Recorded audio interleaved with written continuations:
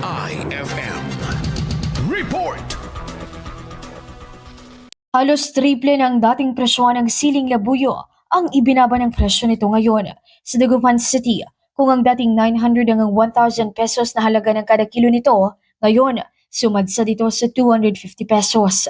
Bagamat nananatili itong mahal para sa ilan, mainam ang pagbaba ng presyo nito kung ikukumpara sa presyo ng nagdaang mga linggo.